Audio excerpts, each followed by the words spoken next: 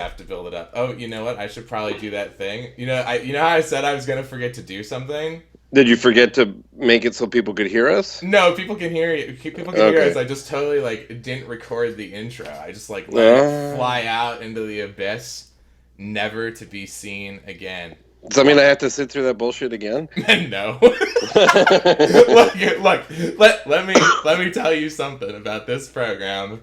This program is a one take program. That's perfect. There's no rewinding the clock. There's no redoing. What? Why? What?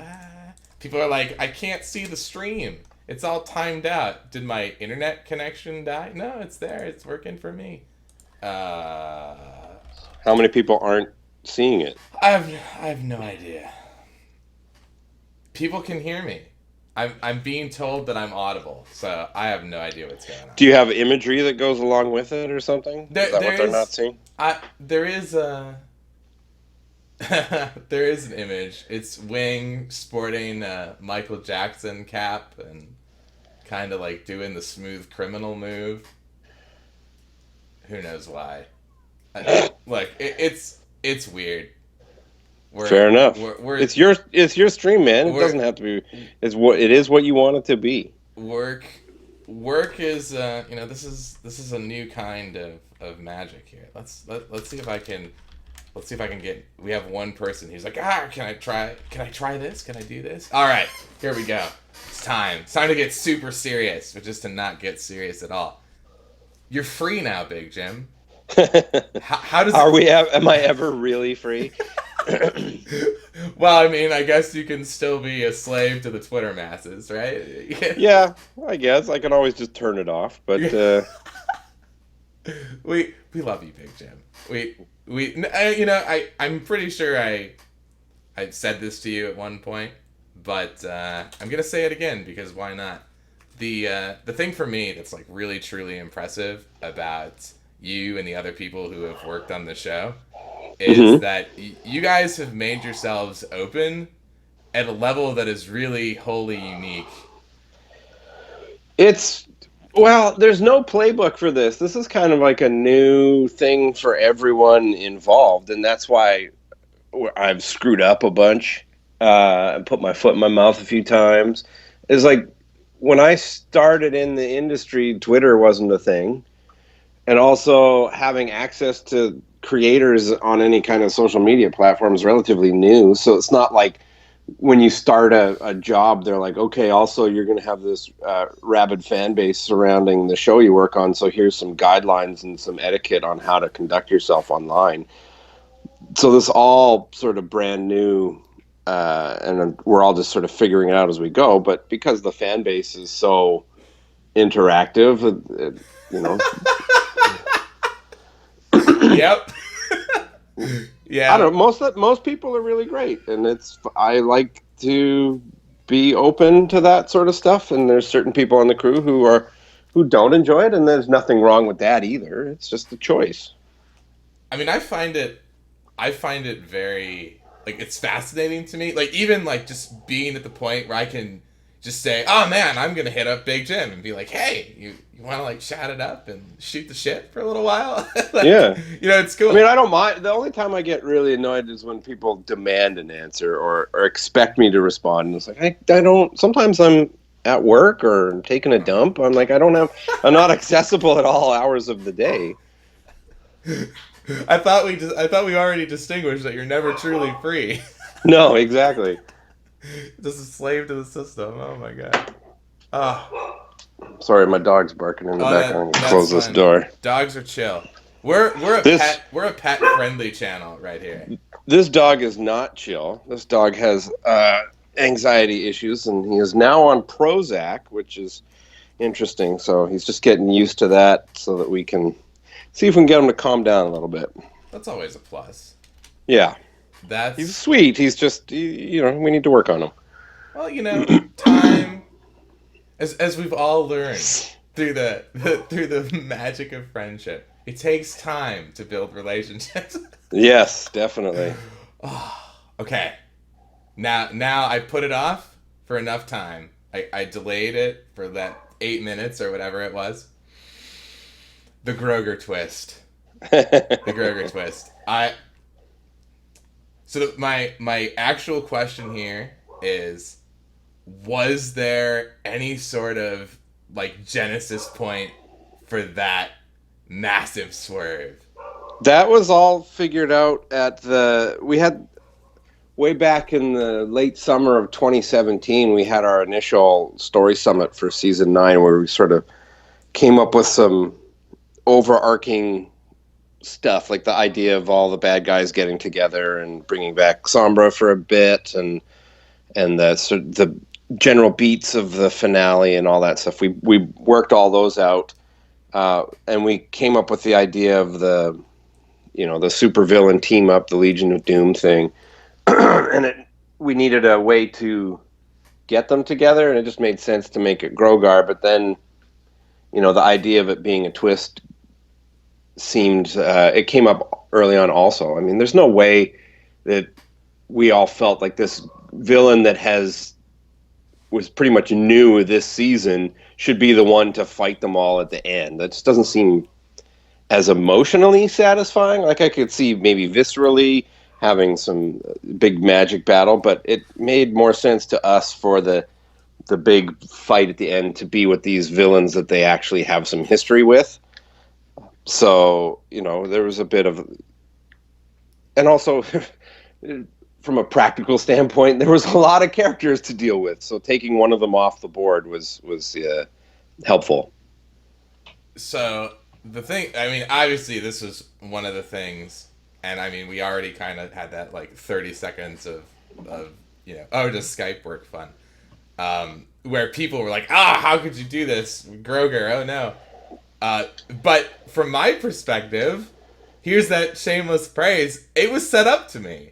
Like, I think it's a setup. Whether or not it's clear to everyone is another story. But there's hints all the way through. There's even looks in episode 1, right in that first little sequence where the princesses say they're gonna retire, and then Discord's in the background, and he has a little look like, maybe I should get involved here somehow. And there's little things all through the season. Yeah. I know. So for me, I caught it. It was with Sombra. Like, he literally told them. Like, straight up told them, oh yeah, I faked it. Like, yep. Or during the episode for the last summer sun celebration. This was the one that really made me go, because he's up on that cloud with his little Luna cookie, the smug look on his face, going like, well, Princess Twilight, I guess you're really ready for whatever happens next. I'm like, oh, come on. Like, yeah, like, especially in retrospect, once you know that twist, it's all there. Again, if people don't like it, that I can get. If people didn't catch all those little subtle things, and of course, the idea is that you're not supposed to notice too much watching it for the first time because you don't know that twist is coming. But if you go back and watch the season, my hope is that it becomes a lot more obvious. Yeah, no. When it went down, I said, "Oh, snaps!" All of my suspicions were kind of just like dropped into one compact ball of yes. Like, I went, ha ha! Perfect. So, to me, it fit. I was not, the shock of, it's not really Groger. But I will say I did immediately miss the voice because I still love Groger's voice. I'm like, I mean, if we had another season to do stuff, I'm sure we would have done more with like the real Grogar and all that stuff. But I mean, there was a point when we were in early production where Hasbro was debating whether or not season 9 would only be 13 episodes, at which point it would have had to been a lot more rushed, in my opinion. And so that some of the things, like, they kept that decision up. We were already into writing and designing the first few episodes of the season, and there was a bit of like, shit, are we gonna have to jam all this stuff into a much shorter season?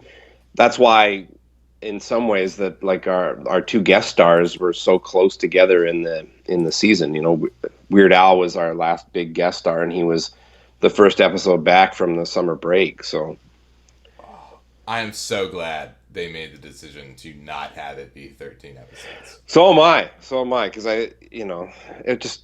I mean, it would have been fine. We would have made it good. We would have made it work. But it's nice to have a little bit more time. I think the time pressure would have been like the time pressure from like a fan from a storytelling standpoint. Yeah, and I think it would have been disappointing for the fan base to have had so many 26 episode seasons outside of since season 3 really, and then be like, oh yeah, this is our last season and it's short. No, I can already imagine the Twitter masses with that, just like no, followed by the shrug of, well, we only got 13. What do you want us to do? Yeah. I mean, we already got a lot of like, why didn't it go to 10 seasons? 10 makes more sense. And it's like, yeah, it's a nice round number, but we got 6 more seasons than anyone thought we would. So it's still a plus in my book. Yeah. You know, like this was my thought, and maybe, you know, I always try to see the logistics side of thing with decisions like this, but I have to think, you know, our fan base, we get attached, right? Like we really get attached. Sure. And I kind of wonder, you guys have been working on this for like a decade, because presumably, obviously, work started before the first episode aired. Yeah. So, you know, people have been at this for quite a long time. And, I mean, I would imagine that it's gotten to the point where folks kind of need to move on. Well, I think the danger was if we kept it going, at some point you're just sort of going through the motions, you know, it just becomes, I don't know, you lose some of that fire. I think knowing that it was the final season was really good for the crew to sort of be like, this is the last time I get to do this. This is the last time I can put these characters in an episode. And everyone really went for broke. And, you know, that's where you got a lot of those crazy faces and stuff. Like, we were having fun. We were having a really good time because this is the last time we're getting to do it. And if we had done 10... I mean, I think we probably could have kept it going, but maybe 9 would have suffered a little bit or some people would have been like, you know what, I'm good for Pony. I'm going to move on now to other things. Like like you said, it's a long time. And for some people, you know, like me, I'm in my early 40s now. That's like a quarter of my life on this show. That's a long time. No, I definitely get it. And getting back to that attachment, like, my fear was, someone leaves the show, you know, maybe the fan base gets really, you know, even the toxic turn-up gets a little ramped up from, you know, so, like, God forbid one of the main 6 VAs or something have to, you know, move on to other stuff, right? Right. I mean, in some ways, like, I'm sure there's people out there that would have, if I had left, that would have been happy. You know, someone else could have come in, had a different vision, maybe would have reinvigorated the show. I think if we had done another season, it would have been time for me to move on anyway, just because, you know, you can only tell those friendship stories for so long before you feel like you're just saying the same stuff. And I mean, some of the episodes sort of feel like we've been there, done that a little bit, just because it's a lot harder than it seems coming up with stuff that feels fresh and new and also gets approved by the executives higher ups at Hasbro and all that stuff. So yeah, I feel like, I think one of the coolest things about being able to chat with you is really having that emphasis made, like, hey, it's more than people just being able to throw all the creative stuff on the board. There's that whole side of, you need to make the network happy. You need to make Hasbro happy, and they're the property owners, right? So well, that's just it. They're the customer, and they're paying for everything, so they get that say. And as much as I personally may disagree with some sort of choice, I can only fight it for so long before they go, you know what, we don't like working with this guy. Let's get a new guy in here, and then I'm out of a job. So, you know, obviously there's some self-preservation there for sure, and it's not just me. There's all our writing staff and our story editors and our executives at Hasbro Studios dealing with the executives at Hasbro Brand and Hasbro Corporate. And there's a lot of heads on this Hydra, and it's a miracle that anything gets done with any degree of quality. Because everyone's working not at cross purposes, but everyone has different goals, right? The toy team has a very different goal from the TV show team, and it's not wrong. It's just they're trying to sell toys. We're trying to sell the show. It would be nice if we worked a little bit more hand in hand, but that they work on a very different schedule than us. They have to work like 2 to 3 years in advance because you got to make molds and sell them to Walmart and all that stuff well in advance. And even our schedule is like a year and a half in advance. So it's really tricky. It's a balancing act. Yeah, that was one of the things that really fascinated me because, you'd get a message from a VA like, oh, I recorded my final episode. And it was like, 2 years before. Yeah. I think the last record. So I don't know. Did you watch that behind the scenes video thing they did with the finale? I don't think I caught it. I think I had to Anyways, leave, it but I doesn't know it matter. existed. Yeah, so there's some footage of VAs doing some record stuff. Well, that session was like, I think before Christmas, like October last year. So like almost a year ago, or maybe a little bit more. That's how far in advance we're doing the recording alone. So like the scripts are done probably like that script that they were recording was done probably a month or two before they recorded it. And so, like, things that we've known that the show was ending for about 2.5 years, and we have to keep that under our hats. Is that painful? Like, does that get hard to keep everything a secret? In my personal life, not really. Like, I can tell my girlfriend and stuff. She's not going to tell anybody. But on Twitter and things, sometimes I wish I could have just been more open with people, but NDA is in effect, and that sort of you have to play it real safe there. And also, I'm representing the studio I work for, so I can't be 100% free to speak my mind. Probably a lot more cuss words on my Twitter if there wasn't that. But like people are looking at it, and one of the heads of the studio followed me on Twitter, and it's like, oh crap, I better watch my mouth. So, and there's always these people who want you to just basically tell them the twists and things well before the episode comes out, and I don't want to do that. Like that defeats the point. So there's a lot of dancing around things, which sometimes I'm good at, and sometimes I'm terrible at. Yeah, I told you this when you were here the last time that I was gonna avoid all spoilers. Yeah, and I was so happy that I did. I got to experience things as intended. Christmas morning, right? You get to find out. It's more exciting. The anticipation is more exciting than the actual knowing. So if you take out the anticipation, why are you bothering to watch now? But I feel like by watching the episodes week by week, I got the true experience of like, I received this information as it was intended to be received. I didn't get it all in one, crazy dump and be like, Yeah, I mean, of course we were plagued by leaks and early releases and all that stuff that takes that away, but that's so far beyond my control. I just kind of have to roll with it. Nah, the leak situation was very unfortunate. I'm still glad I avoided it. Yeah, I mean, some stuff is so all the international stuff, people call those leaks. I mean, some of them were accidents where I think it was like the Netherlands posted up. They were supposed to be posting one episode and posted the whole season or whatever. But some of them are early releases, and Hasbro licenses out the episodes to these networks, so they know when they're putting them on.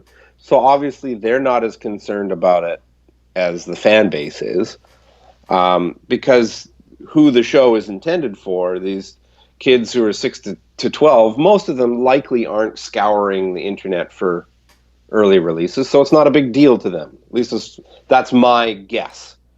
But it is disappointing for us who are following along with you guys about, are they going to be excited about this reveal or this episode? And then it's like, oh, well, everyone knows that now. So, like season 8, when everyone found out well in advance that Cozy Glow was a bad guy, because there was that big leak in 2017 at Christmas or whatever.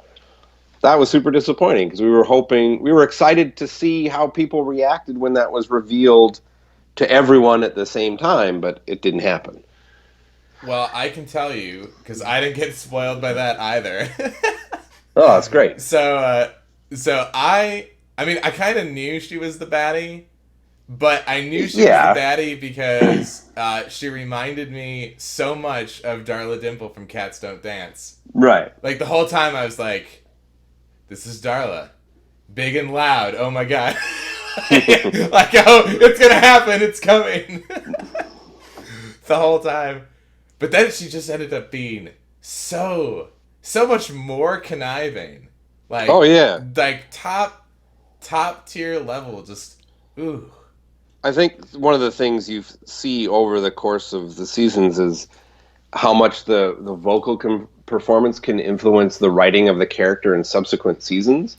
So when Sunny came on and voiced that character in season 8, she was just took it to another level than was even on the page, and the writers were like, oh, she's so great, I want to write more for that character. And that's why she's part of that trio at the end, is because she's just too much fun and such a nice contrast to the other two. Oh yes, like definitely. It was fun. Like that, the trio of Doom was like just so entertaining to me. Yeah, and it's our favorites too. Like, we love Chrysalis and T-Rex. So fun because just the three of them together is such a weird pairing that it just seemed there were too many fun opportunities for jokes and interactions that, we could have put other people in there and it would have been just as fine, but I think these three worked really, really well. Well, you have the complementary sort of vibe, right? Like, yeah. Chrysalis, it was interesting because they all kind of had their different forms of sneaky, and they all have their different forms of wit. And Cozy's got that, like, oh, look at me, I'm innocent, but really I'm... Yeah, the manipulation, and then T-Rex brute force, and... Then Cozy's just like the spawn of Satan. I mean... Yeah. So good. So delightful. But I guess that brings me to another question I had. Okay. Yeah, right? Like, oh, segue. It happens. That's why I'm here. That's why I'm here, to answer questions. At some point, possibly early on, given how it was discussed, the generator for them being turned to stone.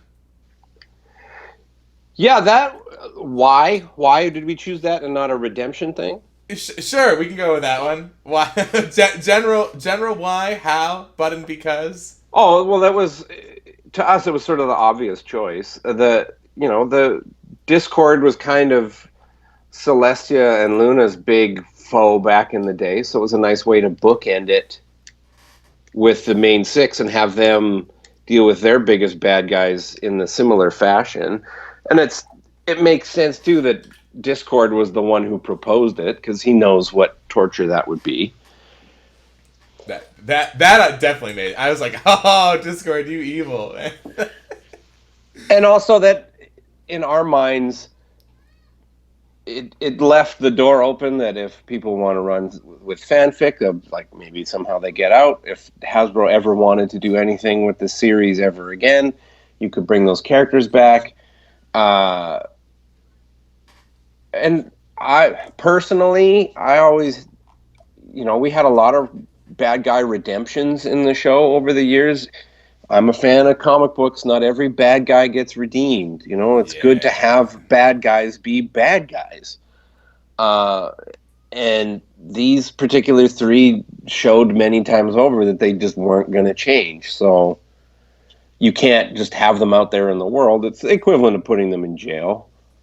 Well, I can thoroughly. So, personally, my take was I found it refreshing that it wasn't another redemption. Like, I was like, okay, there's only so many redemptions that one can have. Especially when it got teased in the earlier episode, the Frenemies episode, where they're Right, like, right. we're feeling friendship. No, be gone. Right? Yeah, that's the point of that is like you want to feel like maybe this is possible for them and it's not. We're towing that line a little bit of like which way is it going to go. And I don't know. I just don't see Chrysalis and Tirek and Cozy being ones who would be like, "Oh, I'm a nice person now." So, in the context of the epilogue, I also took away another thing from that, which you pretty much hit on already, which is Celestia and Luna turned Discord to stone, and there were all signs throughout the series about Twilight kind of being a pony of prophecy, right? Like the Tree of Harmony, like had her cutie mark pretty much etched on the side. Exactly. I mean, Celestia and Luna had that book way back in what was it, season 3, I think. At the after the premiere of season 3, you see Luna hand Celestia a book that has, she says something like, I can't remember exactly the word. It's all starting to fall out of my head now because I don't have to remember it. But like something like, I think she's ready for some next step. I can't remember. Yeah, it was, no. Close enough. Yeah. And so to me, I looked at that as, well, okay, so now we know that Twilight's got a student who's in a similar position. So for me, the parallel between Celestia and Luna turned Discord to stone, and then it was kind of Twilight's problem, followed by the trio getting turned to stone. And oh, by the way, here's Twilight's new appropriately named student. Yeah, I mean, again, we gave her that name of Luster Dawn to sort of tie in with the Twilight. Oh, yeah. And then to Starlight, who was Twilight's first student, and now this new student with the name Dawn. So it's the dawning of a new era, whatever that is. Yeah, I don't know. I think it's important for these kinds of stories to go full circle. And thinking about the kind of things that Lauren set up in those early seasons and the kind of things she had in store for the character, I tried to keep a lot of those things in mind, and so did the story editors and the executives who were on board for that stuff. That it's still in the DNA of the show, and we should be true to that. To me, that was the immediate parallel that stuck out. I went, oh, yeah. And especially, I mean, there were so many people that also, I mean, I'm pretty sure someone in this stream, like chat, was totally on top of, oh, it opened with the book opening. It's clearly going to close with the book closing. I mean, someone pitched that to me at Winnie City earlier this year, and it's like, that episode's already done, and that we've done exactly that. Like, it's not a hard thing to come up with in the sense of like, it has to be that. It has to be that ending. Oh, I got a little, I'm not gonna lie, I got a little teary-eyed, man. I was like, oh. That's awesome. That means we did a good job. I sat there, I just went like, man, there's so many friendships have been made, and we've come up through the show together, friendships have grown and all that jazz. And, man, like that one Saturday, ooh, you did me some feels. Yeah, good. Then that makes me happy, because that's what we're trying to do with the show. I definitely had there was a moment, just a long pause before I segued into this little, after hour madness. I was like, man, what do I even do with myself? Was everyone sort of feeling that I think in general, I'm just gonna ask chat when it gets there in like a minute, because of the lag of streaming off a Raspberry Pi. I know pretty much everybody was like, oh my god, but remind me what your magical feels were, so I can pass it along. Because why not? It happened. For me, it was special. Like I sat there and I went, oh snaps. Yeah, I mean, I'm really happy that Hasbro decided to put all three of those together in one big chunk at the end. I mean, we did them as individual episodes because they also have to be packaged in a way that for like repeat viewings and the way they get put on like iTunes and Google Play and all that stuff and Netflix eventually. So for them to sort of chopped out the recap at the beginning of part 2 and then stitched in the epilogue so it becomes one giant 3-part thing. I mean, it was sort of designed that way. From the writing of it forward, but to have Hasbro actually do that as a big event was super cool. The prime time, I actually got so happy because my worry was I went to see Bob Seger, right? So again, no, the one time. Who was it? Who were you going to see last time I was on? Was it? No, it was me singing Bob Seger. Yeah, but weren't you also going to see someone else the next day? Maybe it was Steve Miller or something? No, my only concert was Bob Seger. Maybe I had just gotten the ticket. Oh, maybe that's what it was. But so I finally went, and my fear was if they had split those episodes up, I would have probably missed it. Because it would have been pushed back to the 19th, and I would have been like, no! What do I do with my life? So Well, the only thing I'm disappointed about is I heard that the very end music, like over the credits, was the same old jazzy My Little Pony credits music. We actually, in the finale, the epilogue episode, had Will compose sort of a version of the song, like a music that wasn't quite so peppy, because it was such a sad, bittersweet ending, and then it sort of felt weird to come in with da-da-da-da, My Little Pony. So it was something to ease people emotionally into the GAC commercial or whatever came next. The GAC. But I guess when they cut everything up and put it into one giant episode, they lost that for whatever reason. So hopefully it exists somewhere out there. Well, there was definitely, maybe it's not the same thing, but there was definitely, the lead-in to the credits was definitely a more somber motif of the, I don't know if it came from that or if it was something else, but it was definitely... Oh, maybe. It felt like it was, I don't know. Obviously, I'll never know because I have no idea, but it was there. So, yeah, I'll have to go check it again. I have the messages. Nas said, the ending absolutely killed me in the best way. I broke down. I absolutely broke down. It was too perfect. Wow. Shell went with, oh my god, it was amazing. I don't usually cry, but I cried a little bit. And now they're all talking about the special music at the end that we were robbed. I mean, I will admit, I was nervous about the last couple episodes coming out, because with that early leak, I got some real nasty emails and stuff on my personal portfolio website.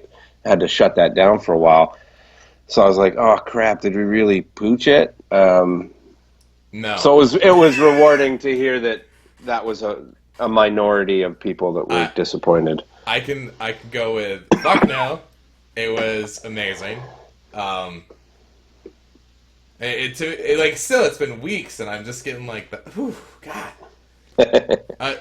Which actually brings me to another thing that probably got decided way back in the day. So you mentioned, oh well, maybe it'll spawn fanfics. People have already written fanfics. Of course they have. Of course, I saw one that was actually pretty neat. Like I'm never gonna remember who it's by. So whatever, it's Cider Fest. By Cider Fest, we'll figure it out. So someone wrote a story where Twilight kept going back and giving them parole hearings every year, and it was That's just a cool idea. I was like, oh, this is just ooh. Yeah, I mean, I like that we left a lot of questions on the board for people. Like, nothing in life has a pat ending, short of our own deaths, right? Yeah. But even then, the reality continues without. You don't always get closure. You don't always understand why things happen the way they do, or how we got to certain points. So I think it's fun to leave, like, relationship status up in the air, names of children up in the air, all that kind of stuff is, and to be fair, some of those things we didn't discuss. Like, we never named the kids because we didn't need to. And there's a whole process where if we have to give them a name, an official name, then it has to go through a legal process where they run it by, they check for copyrights to make sure that, and that costs money. So they're not going to do it for characters that aren't named in the show. Because during that song, we didn't have to know what Big Mac's kid's name was, or Little Cheese if he has an official name. So, I mean, I have names, and I've heard people's pitches for names, and they're all really, really great. So it doesn't really matter to me what it is. If you guys all come to some sort of group fan consensus, that's awesome. I think that's super fun. And it helps the show continue beyond the ending of that last frame of show. Yeah, people, there's been a lot of fear now that the show is over. Oh, is it gonna die? Is the fandom done? And I'm like, nah. Like, only you guys can decide that. Like, yeah. if the fandom, to me, even with the conventions and stuff, like, you don't need the people who worked on the show to come anymore. It's just a reason for you guys to get together and celebrate each other. It's not even about the show anymore. It's about the friendships and the fun things that you guys all do together, and that's awesome. Yeah, I mean, it's crazy to think that the show about our cat host cat pigs, doubling it up, led to I've met people in this fandom who have just straight up changed my life. In fact, one of my friends, the guy that I co-write with, is here right now. He's visiting me now. Nice. So we're chilling, living the dream. Also, that story was 2 words by Piccolo Sky. There you go. Found it. I had good to give credit where credit is due. Yeah, no, you should have seen my physics panel. I was crazy. I cited everything. Nice. I went off the deep end. I was like, nah. You get your citations. You're a scientist. You know that you have to do that. That's proper etiquette, and you're being responsible. I can't wait for NASA to see their citation. What is this physicists invade Equestria nonsense? What is that? It's like, nah, don't worry.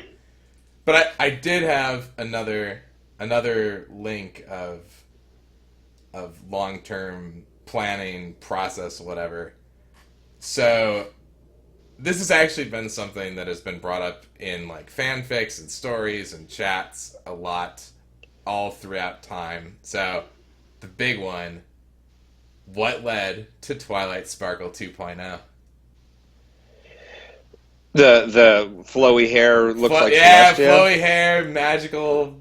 Well, she's assumed that role, right? So it just made sense to visually, you have to show that there's a time passage, so that we know that we're some indeterminate amount in the future. So that part of it is that. Hasbro wanted to see an evolution of the characters, and also makes sense thinking of she's the new Celestia, so why wouldn't she look like Celestia? It made sense. And they're also worked backwards, where the times in at the end of season 4, where she got all the power of the alicorns, and she had that brief moment where her hair flowed like Celestia, and then there's been other hair flowy moments throughout the season. It's just sort of everything all coming together makes a lot of sense in our minds, anyway. I also got to tell you that you all probably, at least you broke my version of the internet with Team Applejack is unbeatable. Or Apple Dash. Yeah, Team Apple Dash is unbeatable. Yeah. I was like, amusement. You did it. You did it for me. Good. It was a fun time. Yeah, it was exactly personal for you and you only. Yeah, me and me alone. No one else. I'm pretty sure a lot of people pretty sure everyone was like, Team Apple Dash is unstoppable. Adorable. Clever. Yeah, a lot of those are winking nods to fan base and stuff. So. Oh, yeah. Well, I like the Lyra Bonbon proposal in the background. I know that one. Like, Yeah, that came more at the layout stage. Uh, we went for broke. We always wished we could confirm that stuff in the show, but to be honest, Hasbro was a little nervous. So we threw it in there, and we told them that we were putting it in there and in the newspaper in the finale. And our executives were amazing, and they're just like, "Yep, go for it." I mean, it's the end. What are we going to do? Like, they're not going to cancel the show. The show's over. I thought it was a nice touch. I liked it. I think it makes sense. It's we working on the show always thought of them as a couple. We liked that they were a same-sex couple. I thought it was super cute. We have a lot of LGBTQ people who work on the show, and I think it's important for people to see themselves represented in the things that they watch and the things they work on. So it made sense, and it was. I don't know. I wish we could have said it years ago, but that's why I was always jokingly saying, like, they're best friends in quotations, wink, wink, wink. Like, you can take it how you want, and if you're not down with that, okay, get with the program because you live in 2019. But again, if you have some sort of moral objection, that's your thing to sort out. But we tried to keep it so that you can take it or leave it. I took it. I picked because that up. we intended it for it to be taken. I loved it. I was like, oh, I thought it was adorable. But I am also a shipping fanatic. I am all like, you take the romance and you roll with it, and you just go. I'm a sappy, That's fine. I think we need more of it in the world. Like, I also lost my mind, as did many people in chat, with Angel's reveal of, I'm Fluttershy and I want to marry Discord. Right, yeah. Well, in my mind, my interpretation of that is that Angel's is being an asshole, and that she doesn't necessarily really want to marry Discord. It's just like, if I'm making fun of you, it's like, I'm Wing, I work on physics, I wish I could fly to the moon, duh, duh, duh, duh, duh. Like that kind of stuff. Like, does that mean you really want to fly to the moon? I don't know. It's just, you're being an idiot to convince someone of something. But if you want to take it as that he's telling the truth, go for it. I don't care. I went with both. I've said since like the first season that Angel was an asshole. So He is. He's a huge asshole. He's a selfish prick. And we tried to play him like, there's times when we were boarding him, like he was bad in the script, and we're like, well, let's make him more of an asshole in the board because he's being an asshole. Yeah, Angel asshole confirmed. We got it. We got another one right here confirmed. Angel's an asshole. Not like we needed it confirmed, but it happened. Like, come on, it's Angel. He's a jerk. Like, oh, I feel like I had one more like linger. Oh, there it is. Came back to me. What is it? So now that it's all said and done, and you've gone through the paces, what is the big thing that you wish you could have done that you didn't get to do, if there is one? And what's the thing that you had to do that you really didn't want to do? Well, I don't ever really want to throw anyone under the bus. I will say I'm not a fan of the go-karts. The episode in season 6 where they make the derby racers or whatever. Yeah, I remember that one. Sort of felt to me like a little bit too far outside the realm of the world. I think we did the best we could with that. That's a personal preference. I know some people like that episode, some people don't. I mean, that's one of the things I love about the show is that for the most part, there's no one clear, like, this is the best episode, this is the worst episode. There's always someone who's like, I like that one that everyone else hates, which I think is awesome. As for stuff we didn't get to do, I don't know. For the longest time, I really wanted to do an all bad guys episode, and then we got to do it. So I'm kind of glad that didn't happen. In retrospect, I'm glad it didn't happen earlier because it worked so well in this season. I was like, one of the first, I think it might be the first episode we've had where none of the main cast was in it. None of the main six at all. They didn't even show up, which is amazing. But you have to get to 9 seasons to be able to do that kind of thing on this kind of show, right? Yeah. I don't know. There's not a lot that we didn't get to do. I mean, we had dumb ideas, but for whatever reason, they didn't happen. Like, we always wanted to do more with the zebras, and we pitched a few things to Hasbro that they just weren't keen on for whatever reason. They weren't as interested in the side characters, especially going into the last season. They're like, we need to refocus on the main six. And it's like, well, we just spent all this time coming up with the student characters, so we're just going to abandon them. So there was a lot of trying to make sure that those characters didn't just disappear this season. But that's what they wanted, so you kind of have to work within those parameters. Well, I think, and you mentioned the switch back to the main six in season 9 when you came by before. So the thing that I actually really appreciated about season 9, especially at the end, was how much the School of Friendship actually mattered. Like, yeah, it was central to the whole revitalization of the equestrian spirit. Well, I mean, that was what we were trying to do with that ending, is like, this is the impact not just of this season, but of all the past seasons. Like, we wouldn't, if these guys had gotten together to try and take on the main six 5 seasons ago, the main six would have been defeated, because they didn't have the Griffins on board and the Dragons, and they hadn't sort of made this change throughout the world. And so it was an attempt to try and tie things all up and see, like, look at how important everything you've been doing, every little adventure and every big adventure has had this huge, huge, huge impact, and it comes back to you like that.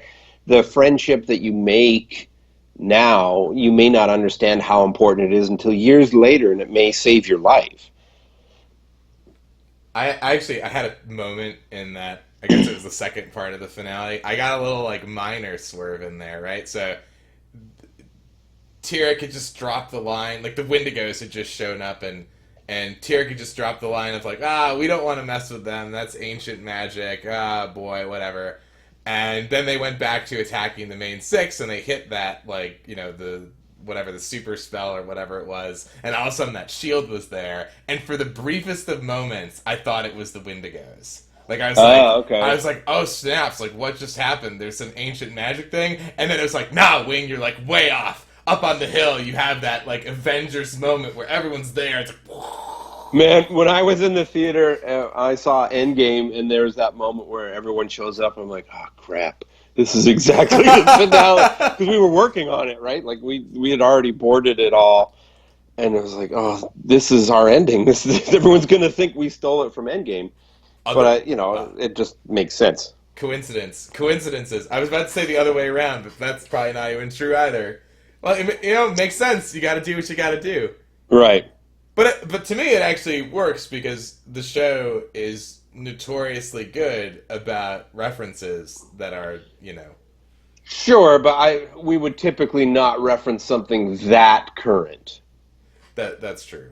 And there's no reality where we could have known in advance what was happening in Endgame or vice versa, because we all work so far ahead of what you guys are seeing and seeing what each other are doing. So another big thought process reveal. Also, just to let you know, there are folks who are going to take your statement about wanting to do more with zebras, and they're just going to love it.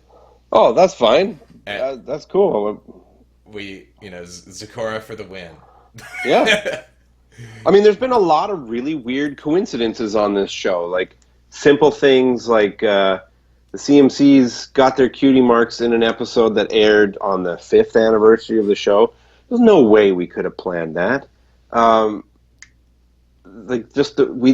doesn't tell us the air dates, and that just fell in the order of episodes that at that spot. It ended up there specifically is cool. And the fact that season 9 ended like 3 or 4 days after the 9th anniversary of the first episode, like that's Yeah, yeah. crazy. Like there's no way to know that that's exactly how that's going to work out. It's a big celebration of Pony going on with that. Yeah. Also, people love the Star Trek references. Oh, great. I Yeah, a think lot of that came the one in the Big Mac question. That all came from Josh and Mike. They wrote that. It was pretty funny. like I said, I'm a shipper, so I was into that one. I was like, oh yes, gotta deal with the romance, eat that up for days. The Pinky and the Brain reference. Yeah, that's Mike Oh, as well. Yeah. oh, so good. I just went to town. I've stolen almost an hour of your life, Big Jim. It's all right. You're awesome. you, you put up with this madness. It's not madness. Like It's an honor that people give a shit about what I have to say. Well, for me, it's always fun. It's fun to dig in and think about, especially now. Like, there's a huge bit of reflection. The show has changed lives, right? Like, Yeah, and like people have gotten married because of the show, had kids, became friends, started businesses, all sorts of crazy things. I mean, it's changed my life. Uh, I've gotten to meet a lot of people around the world and become friends with some people that I wouldn't have met otherwise, go to cities I wouldn't have had any reason to go to otherwise. It's been a really special thing, and it's in some ways I don't think it'll ever be replicated. Like if this doesn't happen for 99.9% of the other cartoons that not just I will work on or that anyone works on. People have work on, like Steven Universe has a big fan base, but I don't think they have conventions. It's just a testament to the tenacity and determination of the fan base that all this stuff continues to happen. it's it's special. It's really unique. I've been through my fandoms before myself, and I've never been a part of anything that has done what this has done. It's crazy. Right. I mean, I hope that with whatever Hasbro does with the property next, it continues through in the fandom and that everyone loves what's next, but I have no idea what they're doing. I can't say with any certainty if it's good or bad. I hope it's really cool, but I hope that even if it's not, if people don't connect with it on the same way, that they stay involved with each other in some capacity. Well, I'm not going anywhere. So at least I got that. Cool. Definitely lifelong friends made. That's awesome. That to me, that's the biggest reward. The fact that the show means so much to so many people it's really an honor to be a part of that, because we work in these little dark rooms and make our silly jokes, and a lot of times you don't really see the impact of what you create on people on an individual basis, so it can feel like your job is pointless and stupid, especially when you have family members who are doctors or firefighters and they're literally saving lives, and you're like, I just make funny fart jokes. But then you go to these conventions or you talk to people online and it's like saved their lives, and you realize that art and entertainment has a lot of value beyond the tangible. No, And that's humbling. I mean, I would say the show straight up rekindled my spirit for writing. That's great. And the fact that it promoted so much creativity in people that thought they had lost their creativity, that makes me want to cry. Like, that's so awesome. You feeling the emotions. Yeah. Getting the feels. It's payback. Payback. Bastard. I know, I'm an asshole. This is what happens. The risk of putting up with me for, an hour. Whew. Should I set you free, Big Jim? Well, sure. I mean, next weekend we're going to be at Cider Fest. I'll be there. I hope some of your stream people, if they're in the area, that they can come out and hang out and say hi and listen to me bullshit some more on these panels. But if not, I appreciate everyone tuning in, and for you having me back on your show. It's really nice that you think so highly of me and that you want me to come and blabber for an hour. I think, well, man, like everyone here is just really valuing what you say in the chat. Everyone's like, bringing the happiness. The show brought Right. happiness. It's on top of the game. It's beautiful. Awesome. Thank you, sir. I will be at Ciderfest. I will see you there. I will give You something bet. at Ciderfest. Is it more Sharpies? No, actually, I don't think I have any. It's probably gonna be the first time that I don't actually have Sharpies in like years. Man, I have maybe 2. Look, if I find one, I'll give you one. Like, well, you got to give it. So this con, there will be a couple people from our crew, Tori Grant and Desiree Selmark, who are board artists, are going to be there, and they'll have a slightly different perspective on things, and I think they have a lot of cool insight to offer people. So I hope, the staffers don't always get to come to cons for whatever reason. So I think if it's a nice opportunity if people want to meet some different people involved with the show, to come and meet them. And they're awesome girls. They're super, super talented artists. I know Tori's got some super rad stickers that she's selling of like T-Rex, Cozy, and Chrysalis in one T-shirt called, it says, "This is our Get Along shirt." It's really, really funny. So yeah, come and see them. You've seen me. Don't worry about me. Come and see those girls. They're awesome. Do you know, like, episode-wise, what they were involved with? Yes, especially this season. Tori did. She worked on Growing Up is Hard to Do with the CMC's got older, and she did a Trivial Pursuit with the Trivia Night. She worked on Sparkle 7, the 200th episode. She worked on. I love that episode. Oh my god. She worked on Going to Seed. They both worked on the Christmas episode. Des worked on. My mind is going. They both worked on stuff in the last 2 seasons, especially, and both of them worked on a lot of Equestria Girls stuff. So their influence is well felt on all things pony. Because me with my cards, I actually try to find like ones that somehow tie back in to what's going on. So no, okay, I'll find some industrial Sharpies for them. There you go. That'll be my Good mission, my mission statement. I mean, I'll still come see you, but can't escape me that easily. We can just wave from across the room. I'm a stubborn man. That's how it rolls. But thank you for coming back, Big Jim. Your insight and fart noises are always always. I'm gonna say magical again because it's true. It's my pleasure. It's always fun. Top of the game. Living the dream. Got a sign out? Do you have a go-to sign out? No. Bye. Bye. You know what mine is? What? This one's mine. I guess I get to bust it out again. Here we go. Get the hell off my stream, you celestial blessed hippies. Top tier. Thanks, man. Top of the game. You take it easy, Big Jim. I'll see you too. I'll see you next week. Next week. It'll be post-birthday celebration. Living it up. Have a good birthday. But thank you. Top All right, tier. man.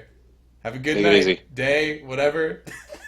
Yeah, it's still morning here on the West Coast. Oh yeah, time zones. What do I do? Yeah. Okay, All right, man. I need more caffeine. Bye. Bye. Whee. And then Big Jim disconnected. Look, I gotta let the man go.